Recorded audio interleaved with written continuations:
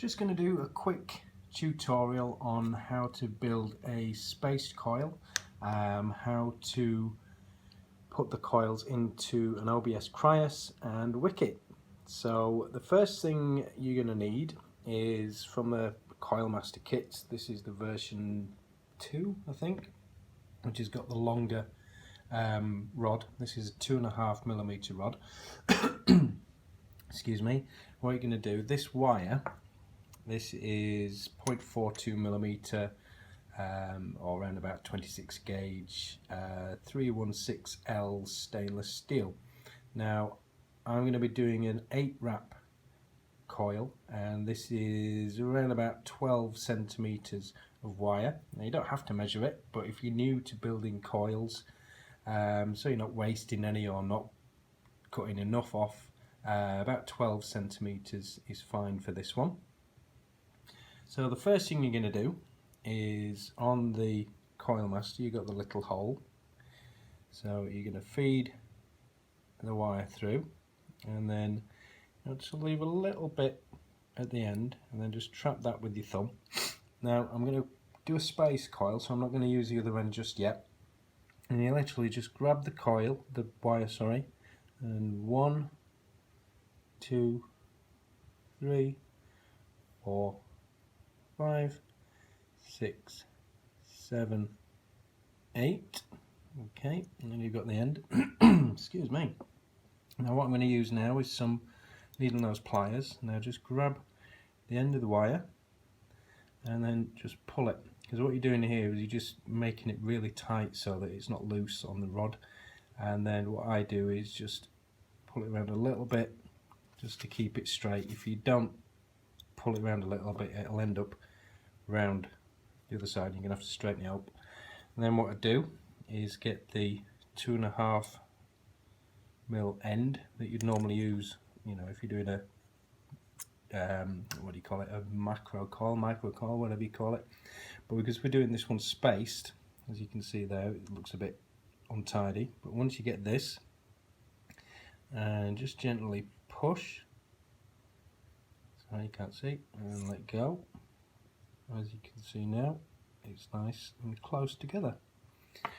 So then just slide it off the rod, pull it out the hole, turn it around, put it back on the rod, and then same as before, just hold the end so it doesn't go slipping everywhere, and then grab it with your pliers, pull it, bend it around a little bit to keep it straight, get the end and gently push together. Don't push too hard, otherwise you'll distort the wire.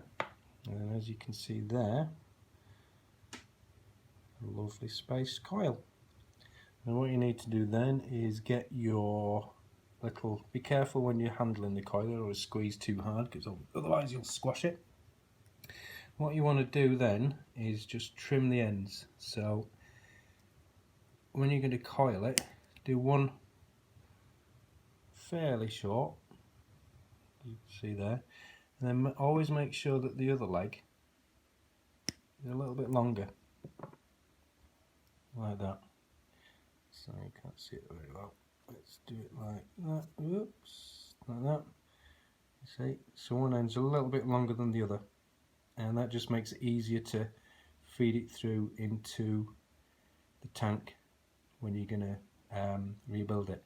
So I'm going to do the same on the other side, and then we'll get on with coiling the Crius. Okay, now so I've done the other coil, and what I've got now is the base of the Crius on a, well, this is a Geekvape 521 tab. Not essential. You can obviously put the base on, you know, a mod. I would always recommend turn the mod off or lock the fire button or whatever, otherwise you may end up with burnt fingers, which I have done many times. So what I've done now is I've taken the rod out of the Coilmaster. It's still the 2.5mm one, and we're going to use this to position the coil so that when we put it into the holes it's a lot easier. As you can see, I've opened up the screws, you can see that, wide open, not too much that will fall off, Now then, what we're going to do, here's one of the coils I made earlier. Now you'll see now why one of the legs is longer. What you do is you slide it onto the rod. As you can see, one leg's longer than the other. Now I'm going to try and do this on camera, so forgive me. The first leg, the longest leg, goes in the top hole, and then the shorter leg goes in the bottom. Yeah, can you see that? I don't know if it's focusing. So as you can see there, dead easy to maneuver. So I've got the thing on the rod, so dead easy to put in. Now I would advise what you do, as you can see there, is put the rod right up against the posts. Yeah? And as a guide, what I do is this top leg, I'm sorry if you can't see this, is make sure that that's level. You don't want it too low, you don't want it like dead close against the air hole, because the air needs to be able to come up and go around the coil. So push it against, yeah, so it won't go any further, and then get your Allen key or your little screwdriver thing, and then tighten the top one if I can get it in the hole. Now what you'll find when you tighten it is the wire will bend a bit. Now you don't want to over tighten, because if you over tighten with the Crius base you might snap the wire.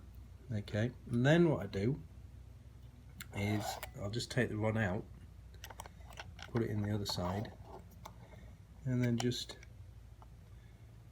push really gently, push the end in so that it's straight. See that?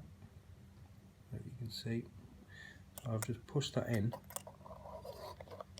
gently, really gently pushing it.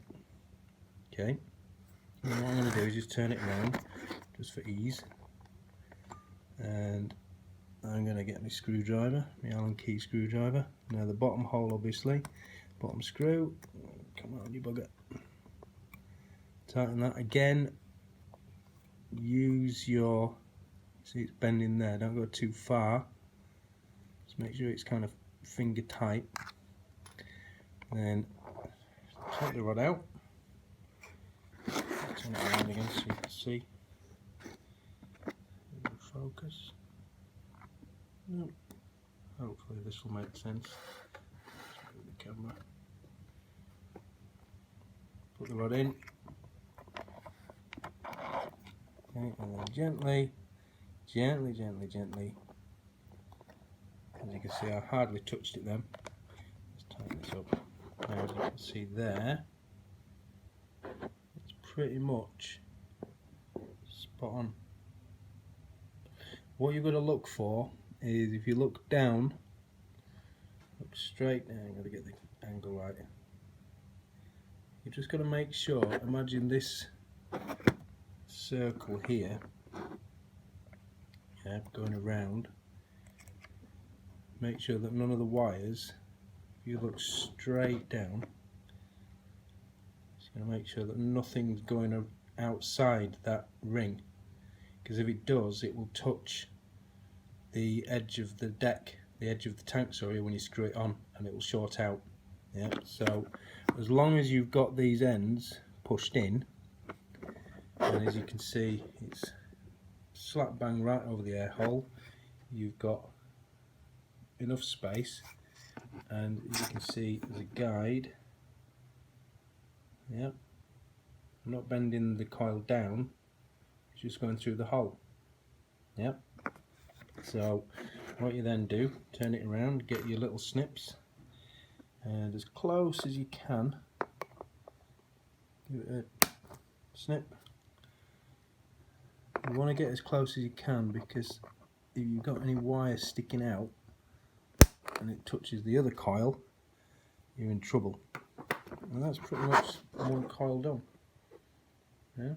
As you can see, it's not going over the edge. Quite nice, huh? Very nice. It's It's ideal. The reason why I do get 8 wraps as well, it's ideal because as you can see where the holes are, the wick can just go straight down there. Okay, so I'm going to do the other side and then we'll do a wick. Okay, just to show you, I've done both sides now. See, both pretty much exactly the same. Now what I'm going to do, the great thing with this tab, the reason why I like using it is I can just switch that on. Now it's saying 0.22. Now that will probably change because what I'm going to do now is fire it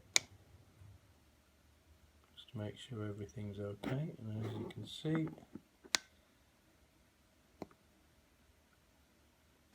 now because it's stainless steel, if you don't already know, the resistance does change the hotter it gets, which is why the resistance, if I put it back to resistance, yeah, when it's cooling down, the resistance is going down. So that's how the temperature control works, because what I'm doing now is I'm just tightening the screws a little tiny bit, because you'll find when you fire a coil,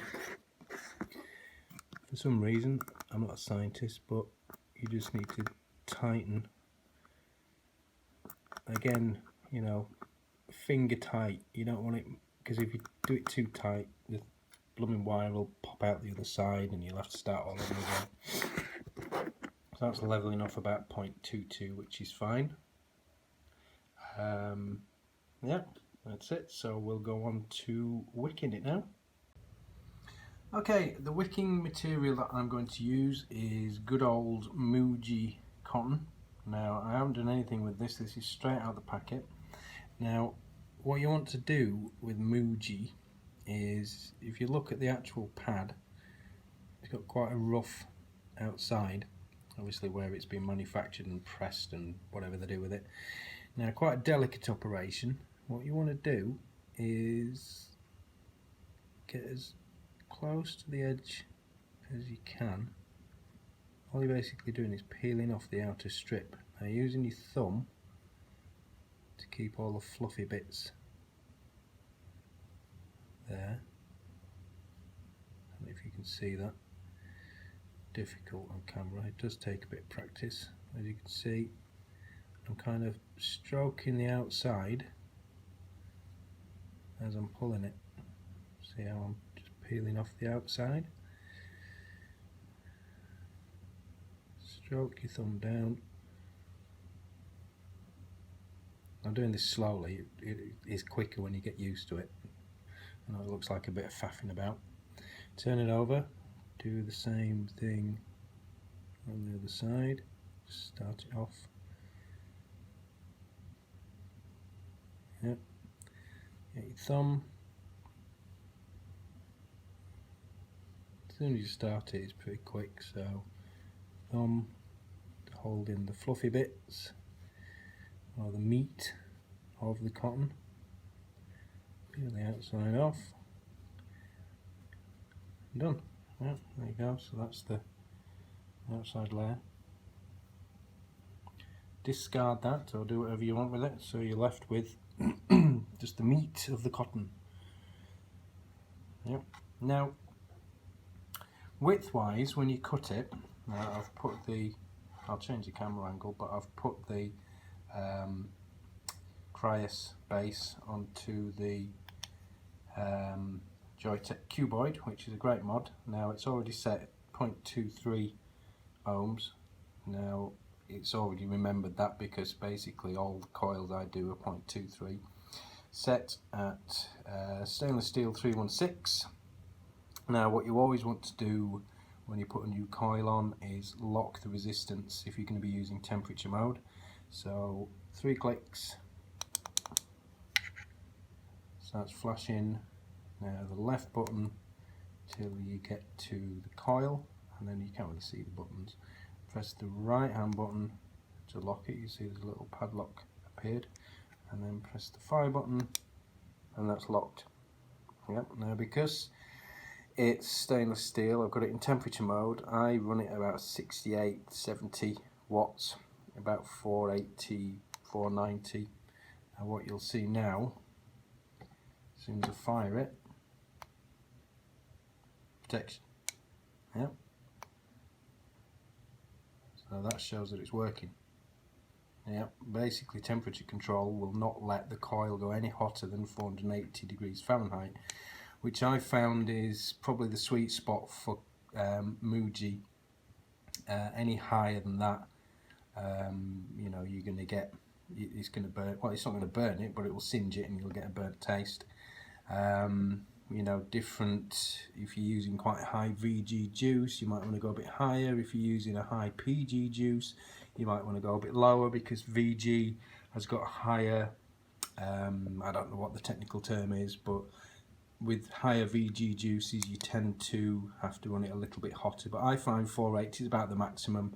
I vape at 70% VG, so that's perfect for me. Obviously you can mess with the settings, but the great thing with temperature control, you don't have to mess about with the power. You know, if you've got it set down at 440 Fahrenheit and you're not getting enough vapor, all you do is turn the temperature up. Yeah. Well, that's it. That's the beauty of it. So anyway, going back to wicking, the actual width of the wick that you're going to cut, I would say, if you've taken the outside layers off properly, you'll have to excuse the lighting on here. It's the white balance is all over the place. This is actually white. You don't want it much thicker than the actual coil. You can see. So literally just a little bit thicker than the coil. So get the trusty old scissors, and you're going to cut 2 strips. Now it's literally, you can see there's not much, just slightly bigger, slightly wider than the coil. Do a straight strip. This is what I love about Muji, is it's got loads of straight lines. It's dead easy. So you've got straight lines going up and down. And then do another one. Same width-ish. I'll show you a little tip in a minute how to fluff it up. Okay, now with your cotton, I would always advise put it in a little baggie. You've probably got them somewhere from various bits and pieces from different tanks and whatever. Excuse me. Obviously this is one I had prepared earlier. This was something I got free from juicecabin.com. This is where I keep my Muji. So I'll just put that to one side for now, put it away. The reason why I keep it in a plastic bag is because it keeps it from drying out. Now a little tip to fluff it up. What you want to do is get the ends, roll them together, and then really fast just twist. I'm not twisting it together, I'm twisting both ends at the same time ish, and what that does is it fluffs it up. You see that, how fluffy it's got now. Yeah, because you want it fluffy, because the more fluffy it is, the more absorbent it'll be. So just spin it around. Okay, do the same with the other one. Just get the ends, twist them together, and then give it a good spin. And always make sure you wash your hands before you do any wicking, because you've got any oil on your fingers, or you've been chopping garlic or doing whatever, your wicks will taste of garlic. Okay, so what I'm going to do now, I don't know, I have to change the angle a bit. Let me just pause. Okay, and we're back. Right, so you've got your wick. Now I'm sure you can guess what you're going to do now. This little end here that you've twisted up, just make sure it's a bit tighter. What we're going to do is, see if we can focus. That's about right. Can I get closer? That'll do. Focus. Focus. That'll do. Right, feed it through. Grab the other end, and nice and gently. Now what you're feeling for is a bit of resistance. Yeah. Now the general guide is resistance enough to be able to move the mod, I mean, the cue bar is quite a heavy one anyway, but not too little resistance that it'll just pull through, and not too much resistance that it'll pull the mod over. Yeah, that's the general guide, but if you follow what I've shown you, you shouldn't have a problem. Now, cutting. Use the outside ring as a guide, not the. Let's see if I can show you. Oops, professional as ever. Yeah, this ring, the inner ring, that one, not the outer ring, the inner ring. Yeah, where the holes are. You want to cut it. Use that as a guide. So when you put your scissors on, yeah, rest your scissors, bad angle, rest your scissors against that and cut it. Yeah? For a bit, it's difficult on camera. Right, so get your scissors, rest it against that, and cut. And do the same on the other side. Feed it through again, so it's in the middle. Yep, use that guide, rest the scissors against the ring, cut. Same on the other side, cut. Now,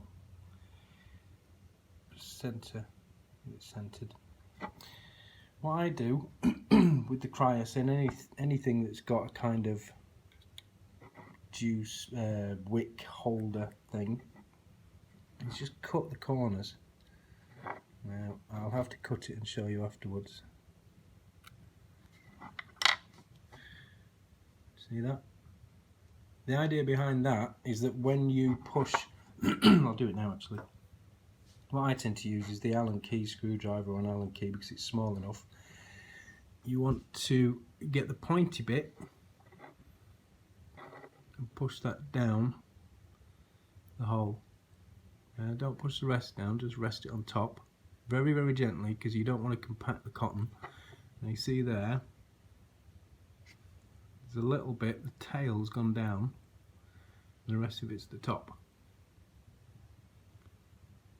Yeah, so I'll do the other ones. Cut it at an angle, so you've got a pointy bit, like that. Where's it gone? There it is. Push pointy bit down the hole, and the rest of it rested on top. That's a bit short, but it's okay, because once you put the juice on, it will even it all out.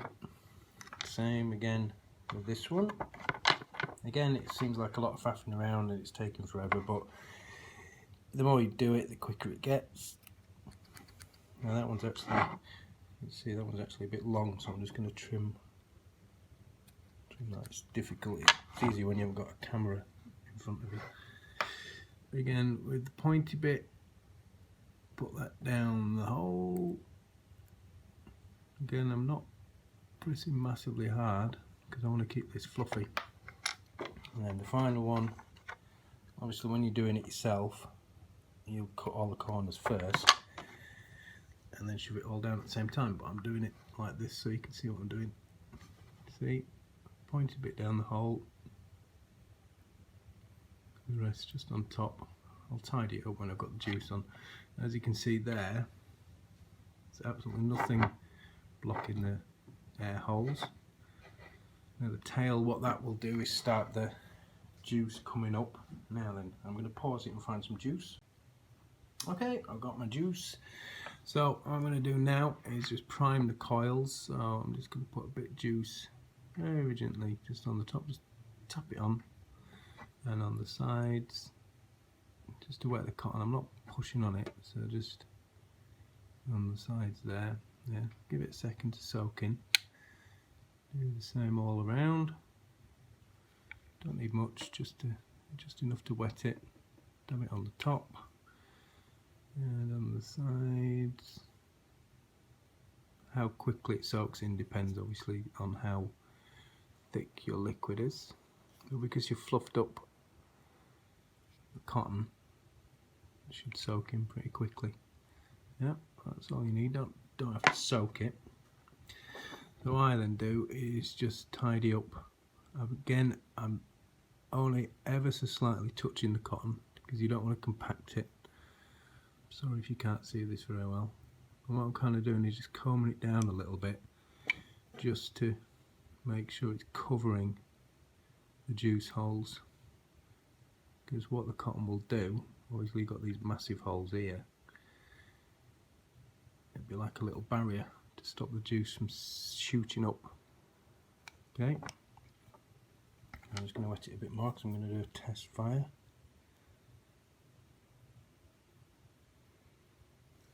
Okay, there we go.